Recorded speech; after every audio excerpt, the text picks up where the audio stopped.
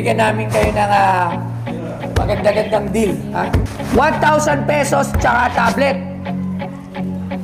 4,000 pesos.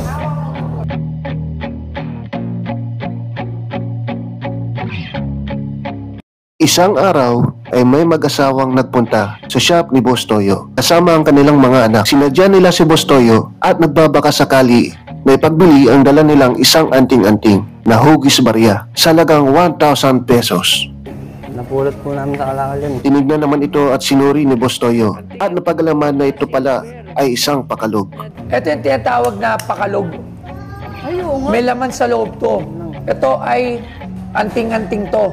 Muli pang sinuri ni Boss Toyo ang nasabing anting-anting upang malaman kung gawa nga ba ito sa silver. At ang resulta, Silver, 98.5.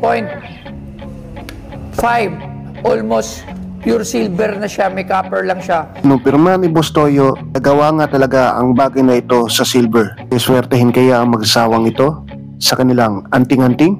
Magkano binibenta? 1,000. Oo. Gusto ko lang i-sure natin na tama yung price. Baka mamaya mas mahal. E di mas malaki yung mauwi yung pera. Medyo duda si Boss Toyo na 1,000 pesos lang ang presyo nitong anting-anting. Kaya tinawagan niya na ang kanyang kakilalang expert upang malaman ang tunay na presyo nito. Magkano tong anting-anting na may batingting? Yung may tunog, nakalansing, magkano to? Anting-anting may shaker. Price yan around 4,000, 4,500. Alright. Sige, maraming salamat. Aking tuwa ng mag-asawa nang marinig na ang lumang anting-anting ay hindi lang nagkakalaga ng 1,000 pesos. Bagkus nasa 4,000 ang presyo nito. Pero sa magkanong halaga naman ito bibilhin ni Boss Toyo? Ang price dito daw around 4,000 to 5,000. Bibigyan namin kayo ng maganda-gandang deal. Anong deal kaya ang nais ni Boss Toyo para sa mag-asawang ito? Kapalit ng lumang anting-anting, tatanggapin ba nila ito? 1,000 pesos tsaka tablet. 4,000 pesos. Pili. Loves Joy or Boss Toyo? Pili. Sa huli, pinili ng mag-asawa ang offer ni Boss Toyo na 1,000 kalakip ang tablet. Pero biglang sumingit ang misis ni Boss Toyo at nagsalita.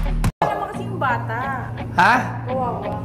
Kawawa yung bata. Ibigay mo na yan, tapos gawin ko na ng 2,000 yung... Kitang-kita sa mga mata ng mag-asawa ang kanilang galak sa mga sinabi ni Miss Joy. At dahil dyan, ay mag-uwi sila ng 2,000 cash na may kasama pang tablet.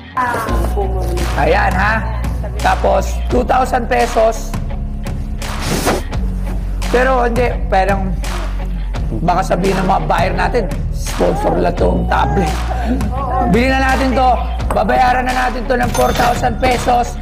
Tapos ito, may tablet pa kayo para sa mga bata. Bigay ko na to sa inyo. Lubos ang kanilang pasasalamat kay Boss Toyo at sa misis nito, isang patunay na sa pagninegosyo ay kailangan mo rin tumulong sa mga nangangailangan.